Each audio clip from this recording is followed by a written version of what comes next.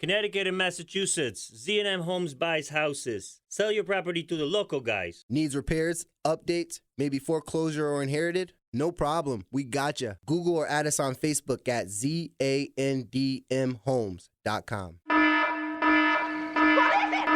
What is it? It's Baxie's musical podcast. Resistance is useless.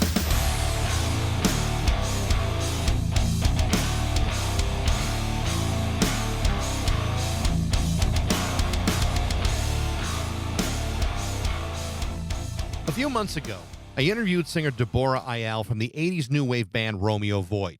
At the time, Liberation Hall Records had just released a previously unheard performance of a show that they did in November of 1980 at the famous Mabuhay Gardens in San Francisco. As it turns out, the club, and in particular, San Francisco disc jockey Terry Hammer, had recorded tons of these great performances from all kinds of bands directly from the soundboard. Many of these performances have never been released commercially until now, and they sound amazing. In many ways, these records are revealing the importance and vibrancy of the San Francisco music scene in a way that has never been done before. What's really interesting is that this series of records is not only curating the live performances of some of the most influential bands of its time, it's also exposing a whole new generation of people to artists who at the time might not have had the opportunity to record or release their songs, despite being profoundly important and influential to the bands that did get that opportunity. Among those include the San Francisco punk band No Alternative. Formed in 1978, No Alternative was a punk band that shared the same like-minded aggression as the Dead Kennedys or Black Flag or Flipper or DOA or the Germs. Unfortunately, during their initial run, they committed very few of their songs to vinyl, releasing a 3-song EP in 1980 entitled Backtracks. They also submitted 2 other songs to a pair of local compilations, and in 1999, they released a compilation album called Johnny Got His Gun, 1978-82, which featured rare live recordings, demos, and a handful of unreleased tracks. But that's it. But don't be misled. No Alternative was a tremendous band that was highly in demand at the time, and when you listen to the new record, live from Mabuhay Gardens, November 7th, 1980, you'll understand why. The album not only includes their performances from that night, it also includes 2 studio recordings that have never been released to the public, including the song Witch Doctor and Working Class Boy. Both great. But the star of the record were the songs that they performed live. My guest today is the former lead singer, songwriter, and guitar player Hugh Patterson, often known as Johnny Genocide from No Alternative on Baxie's musical podcast.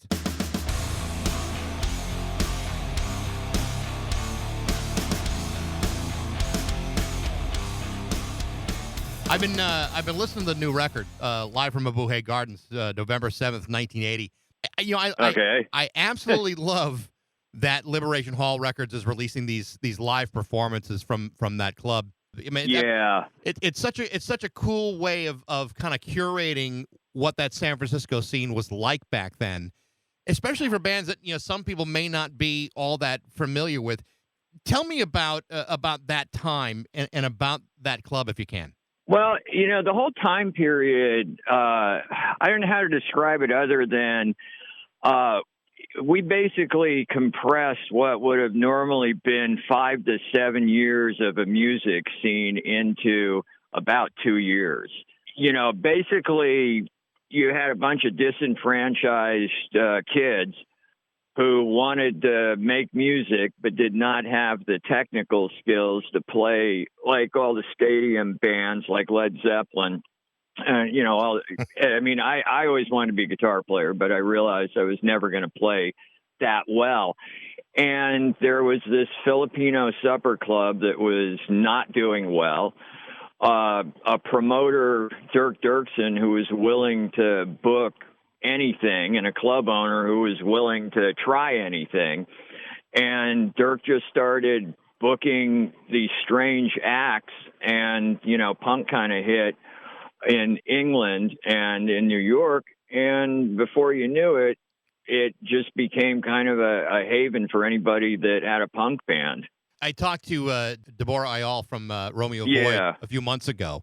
And, I asked her about the same thing, and her impressions were kind of very much like what you're talking about, is that this club is everything that CBGB's was not in New York.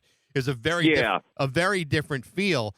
But like a lot of cities, San Francisco, Los Angeles, these cities had these really vibrant scenes. And a lot of great bands came in and out of that place. I mean, the Dead Kennedys, and you could go on for forever.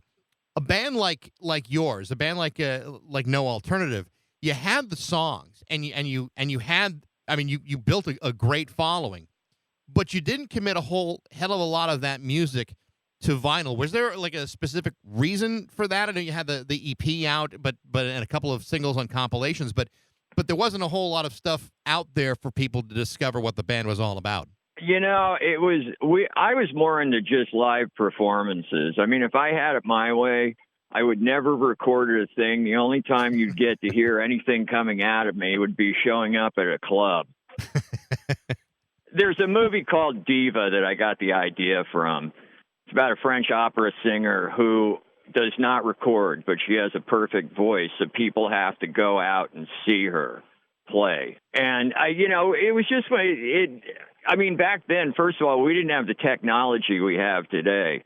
I mean, I own my own studio in my house that outdoes any studio that we recorded in. And back then, a lot of it was a matter of money. Just drumming up the money, and there were very few studios willing to, spend the time recording punk bands. Right. But when I hear the live record, what I hear is a band that could very easily have, even though it may not have been, your priority or what you were thinking of, this is a band that was certainly good enough to release quite a bit of music. I don't know if what would have determined success or failure, but it certainly wouldn't have been the music that would have been at fault for that one. Yeah, that's what I hear. I'm a self-critic, so I shudder when I think about critiquing my own music. So when you hear these live performances, and again, it's been 43 years when you found out that these performances had been recorded at the time, right? Directly from the sound equipment. What were your recollections of that? I mean, did those performances live up to your expectations? Was it what you expected to hear when you found that these tapes even existed? At first I absolutely, to be honest with you, I absolutely hated them because it's, Greg and Jeff are great musicians. Those guys came in, they were trained musicians. I studied classical piano. I was not a guitar player. And I basically learned how to play guitar while playing in bands live at clubs. So I would listen to it and I'd go, oh God, that note's off. No, the timing's really poor here. And I would just sit and rip the thing to shreds. But then, there's a bar up in Alaska that has one of our other CDs with a bunch of live stuff on it. And it's on constant rotation in their jukebox. And I asked one of the guys who told me about it, I said, why do people even listen to that? And he said, because it captures a time and place. And that clicked for me. And I started looking at it as capturing a time and place. It doesn't have to be perfect, but does it capture that moment? And it does. Oh, I think it totally does. And I think that's one of the reasons why I like this series so much, because it does give you a sense. I mean, any live band that's playing is going to occasionally make mistakes. They may miss a note here, be off rhythm or whatever it is. But I think that's right. I think it does really showcase what was going on. And if you really listen, maybe less critically than you, I think you're thinking, at least for me, these are really great songs, and these guys are playing the hell out of them. And they may not have lived up to someone who's self-critical like you're saying, but I think for someone who's listening to it for the very first time, I would give myself 100% on the heart that I put into it. And that's, I guess, at the end of the day, what matters. So there's two unreleased tracks on this record. There's Witch Doctor and Working Class Boy. Where did those songs come from? Where were they hiding? Those two. Okay, so we tried. I had this great idea that we were going to record at Hyde Street Studios in San Francisco because they had Jimi Hendrix's equipment from the Electric Ladyland studio. So I had this great idea. Hey, if we use that equipment, maybe some Hendrix magic will bounce off the equipment and we'll produce something brilliant. And it was a case of going into a rock and roll studio with a bunch of engineers that had no time or interest. So they recorded, I think they recorded the demos. And it was either that studio or Tom Mallin's, but I think it was Hyde Street. And, they just kind of, when they were done, we were like, yeah, that's okay. And they just sat in a box. We did a lot of stuff that just kind of, stuff that sat in a box. Yeah, I've heard that kind of story before. I don't know if you ever saw the documentary of the band called Death. This is this is a band that had all their music in a box for 37 years before someone realized, hey, I think that stuff is in the attic. Yeah. And it wound up being fantastic. But it's funny what you may lose over the course of time. Yeah, that's just it, and it just kind of I had no idea where any of this stuff was, because as soon as I finish recording something, I'm like off to the next project. The compilation that you mentioned earlier, that I believe that's the Johnny Got His Gun compilation, which has music from 78 to 82. It's all demos and live tracks and some things that were recorded. What happened to the band after 1982? Well, with us, we just kind of, Greg and I went off and started playing rockabilly, as I got into country and rockabilly. So we started this band, the Swinging Possums. And I had, and then, for the world's shortest period of time, I was Chris Isaac's first guitar player. Yeah, except we hated each other, so that didn't, that lasted all of 5 minutes. But I'm glad it didn't work, because the guy who became the guitar player, Jimmy Wilsey, who was the bass player from the Avengers, created that whole wonderful textured sound that Chris Isaac has. Right. So it's like, things happen for a reason. But yeah, after that, and I played with a band called People's Temple, which was kind of psychedelic rock, and another band called The Watchmen, which was psychedelic surf, if you will. And then just kind of, I had a bad accident in 86. I was in a building that literally blew up, and three of my fingers got blown down, literally blown to the bone, and had to be reconstructed. So I had to learn how to play guitar all over again. How long did that take? It took about 10 years. Wow. And do you have all the manual dexterity, today? I mean, that's, 86 is a long time ago. Yeah, I actually play better, because now I go between, no alternative. We still practice once a week, and we gig. We're going to be putting out a new CD of all new material. And, so I do that, but I'm also, I play old school bebop jazz guitar with a couple of bands up where I live. And my playing's actually better than it was back then, but it was a long, hard road. You talk about playing different styles. Rockabilly is one of the things that you mentioned, and Witch Doctor from the live album. You can really hear the transformation, where it almost sounds like it almost has a real feel like of the Cramps. Yeah, that was actually that song marked the crossover, where I was starting to go in that direction, because we had done a bunch of gigs with the Cramps, and I tend to be influenced by those around me. Like, we did a lot of gigs. We played a lot with X from Los Angeles. Right. And, Billy influenced my guitar playing heavily. I mean, he would just come up to me and go, you don't have to just play that stuff. You can listen, add this in. It sounds much better. And started to introduce me to country and rockabilly and, a lot of blues and stuff. The Cramps their first guitarist, Brian Gregory, and I were friends. So, they were kind of influential. And I mean, those guys just had such a great sound. Oh, yeah.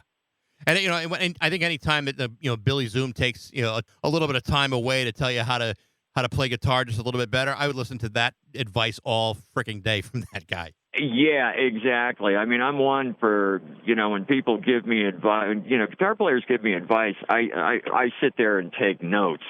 Absolutely. Talking about the guys that you're talking about, from the Cramps and X, great guitarist to model yourself after. Yeah. Yeah. You also played with the Offs for a little while too, and that's interesting because now you're going from rockabilly to ska. So tell me about that. Yeah. Yeah. Well, yeah, the Offs. I actually played with the Offs before I played with No Alternative.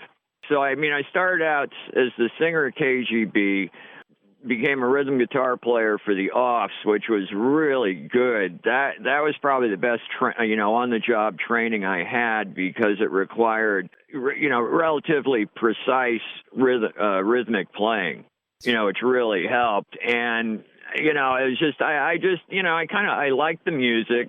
I like ska a lot, and it was fun to be doing something a little different. So now you're, like you said, you're still playing with Greg Langston, and you have been for a while. This new record that you're talking about, when do you expect something that could be released? Well, we're finishing the final rehearsals on all the stuff, so we can take it into the studio. I'm gonna actually record it here in Marin, in my house, and just to see how it sounds, and then either we'll release it ourselves if it meets the snuff test, or we'll try to shop it around to a smaller label. One of the things they also wanted to ask you about, apart from music, I know that one of your other big passions, and I find this to be really interesting, is your passion about chess. Oh yeah. I just think it's really interesting. A lot of people wouldn't expect a guy in a punk band to be playing chess, but you not only play it, you teach it, you've written about it. It's a big overwhelming passion. Tell me about how you got involved in the game. Somebody showed it to me when I was 12, and I just kind of picked it up, enjoyed playing it. And, I kept it hidden from everybody on the punk scene. I literally, people would come over at night, and I'd okay, let me bury the chessboard somewhere, all these chess books. At that point I had a library of a couple of hundred books, so I'd throw a blanket over the bookcase and just kind of, and I just always enjoyed it, and had an opportunity, and I got good enough at it where I was doing tournaments, but I ended up becoming a trainer and a coach. So I would coach people in playing, and I specifically the opening phase of the game, and ended up writing a weekly chess column for a well-known English grandmaster.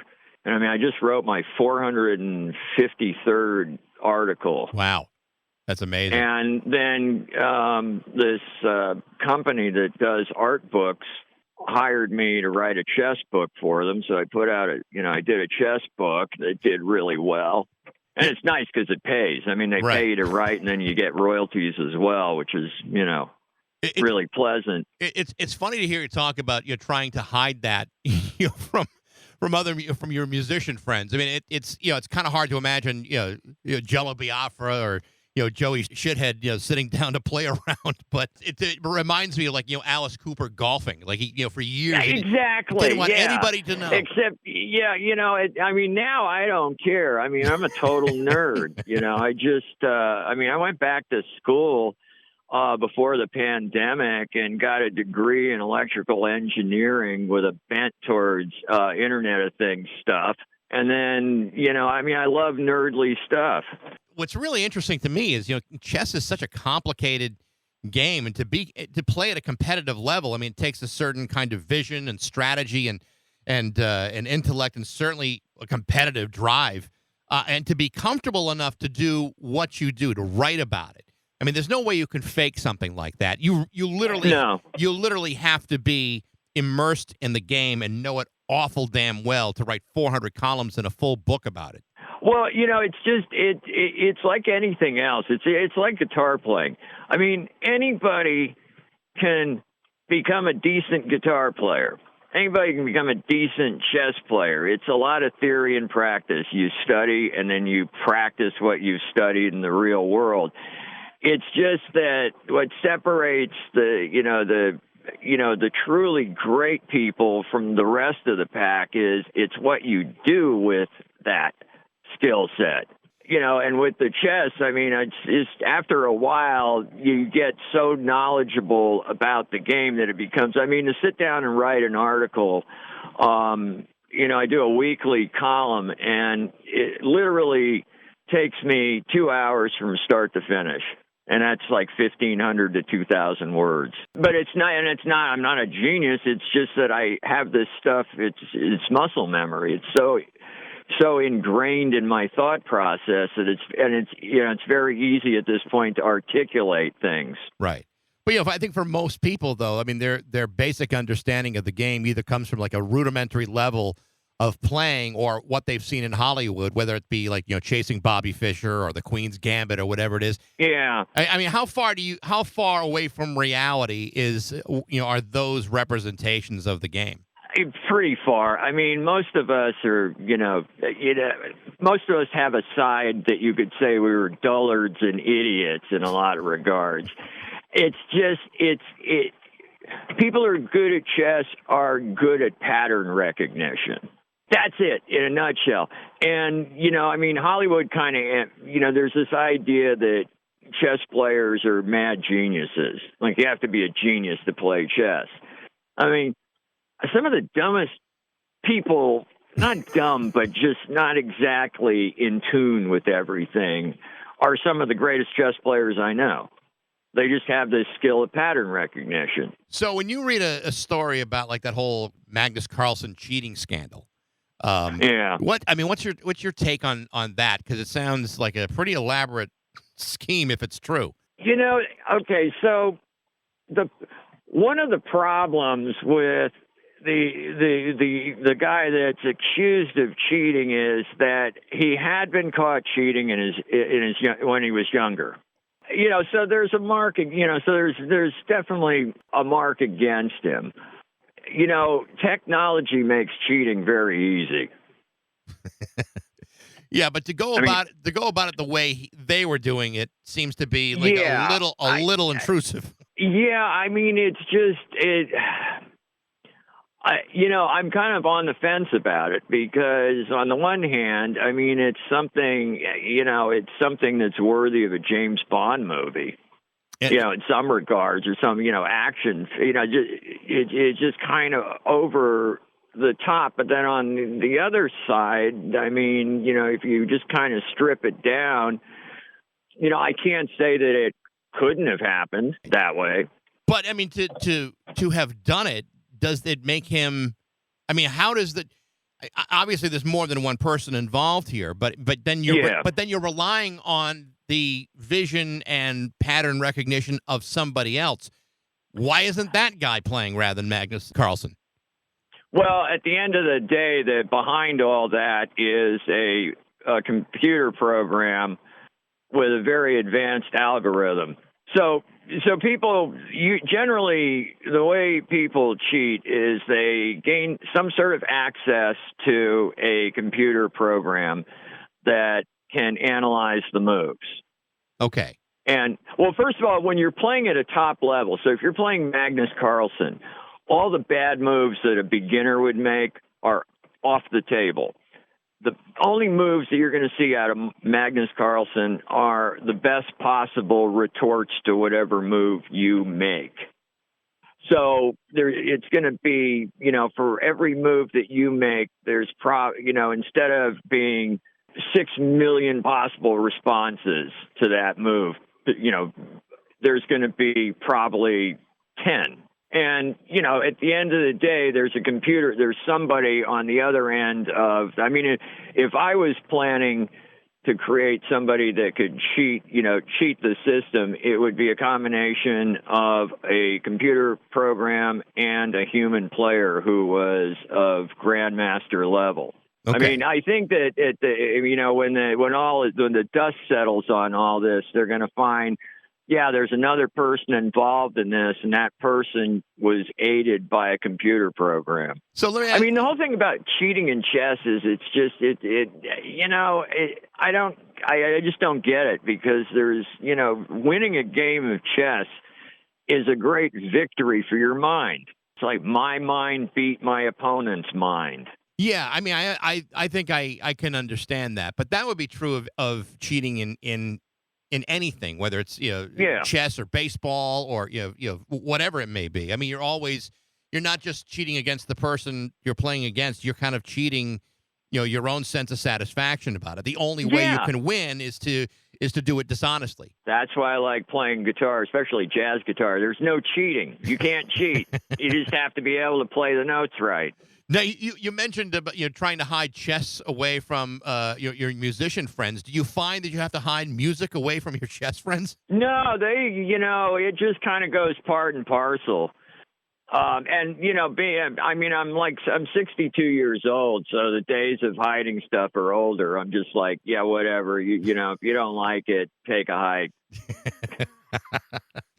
Well, because I would imagine that there are probably some people in the chess world that probably wouldn't know what to do with Johnny Genocide. I would think that might confuse a few people. Well, usually it's like, why are you playing that kind of music? It's like, oh, it's great, you're a musician. And also in chess, there have been a lot of musicians who have been grandmasters. Oh, really? I mean, I didn't even realize mostly in classical music. But, okay. Chess and music have a lot of similarities as far as the discipline required to do them well, and the mastery of both. They're very similar. Well, I just think it's really interesting, how two big passions of yours, seem to have like nothing to do with each other. But it's just, I just think it's cool that you've gone down that road in two different levels of your career. I think it's really cool. Well, one gives me relief from the other. If they were close, it wouldn't provide the same relief, because I can disappear into the world of chess, or I can disappear into music. I think, when you're doing, I know for me, whenever I'm doing something that requires a lot of concentration or a lot of, brain activity, I just want to, at some point, step away from it and do something that's just guttural and aggressive, and where I'm not really using my brain in the same way. It's not like I'm not using it, but I'm not using it in the same intense, hyper-focused way. I'm doing something that's just a little bit more free and natural, which I would imagine music is especially jazz, is absolutely that way. Yeah, it is. And, I got into jazz because I was going to just quit playing guitar because I was getting really bored. Only because I'd been playing long enough, and had studied music theory. So, I could learn how to play things that used to be a big mystery to me when I was younger. And, I just felt like I wasn't making any progress. So I decided, let me try some jazz guitar. And then, started studying guys from the 50s and 60s like Wes Montgomery. Yeah. And realized, wow, this is great. There's all these subgenres. The rhythmic structures are different. The timings are really weird. And I like the fact that, everybody gets a chance to solo in a jazz band. Drummer, the bass player, the guitar player, the horn players. There's also something very cool about following the lane that somebody takes in jazz, improvisation. Yeah. There's something kind of neat about the way, I'll feed off of what you're playing, and then at some point you'll feed off of what I'm playing, and we have not planned any of this. That's kind of a cool, cool way. To me, that's the greatest gift of jazz is every song has the potential to take you someplace you've never been before or never expected to be. And I think most jazz professionals kind of agree that that's the most satisfying part about it, is this it's kind of like this selfless act where you're all kind of doing something together, and the idea is primarily listening to what is actually going on. Like, you can't get too in your head. You got to be feeling the whole room, which I think is, that's a fascinating way of looking at music, because sometimes music can be just so, rigid and, and structured that the best music sometimes is stuff that doesn't even go down that road. Yeah, I feel the same way, and that's the thing that even with punk rock, it was very structured. I mean, you listen to almost every band, and it's a very structured format. And it's not to say that it doesn't have great edginess to it, but with something like pretty much almost all forms of music, with except for jazz. Jazz has structure, but it allows you to break through that structure and just go in another direction, and then at some point come back to the structure. Well, I think that some of the structure is kind of necessary because really punk at that point is kind of based on people who may not have a full grasp of the instrument that they're playing. And the only way to get through it is to have a little bit of structure. That's why songs are short. That's why things are fast, and that was part of the fun of being a punk fan. Yeah, I mean, it's funny because like the San Francisco bands, the difference between LA and San Francisco, we were all learning to play our instruments literally as we were standing on stage, whereas like most of the bands in LA had the players were all experienced players. I mean, they came in. That's why the level of, and I'm saying this in a generalized way because there's exceptions to everything. But if you listen to the skill set from that time period between LA and San Francisco, you see a huge difference. But that's what made it great, though. You had two different, basically two different ways of approaching the same subject matter. Yeah. So the name of the new live album, No Alternative, live from Mabuhay Gardens, November 7th, 1980. Can't wait to hear the new music from No Alternative. Hugh, this has been a lot of fun. It's been great to talk to you about all this stuff. A pleasure to talk to you. I appreciate it. Thank you so much, and I wish you all the luck. You're very welcome. Thank you, Hugh. Have a great night. You too. The name of the new live album by No Alternative is called Live from Mabuhay Gardens, November 7th, 1980, from Liberation Hall Records. Thank you for listening. I hope you enjoyed it. If you did, feel free to like it, rate it, share it with everybody you know. Be sure to follow for regular updates on social media, and you can email me at bax@rock102.com. I'd love to know what you think. Thanks again to Z&M Home Buyers for their support, and thanks to you for listening to Baxie's Musical Podcast.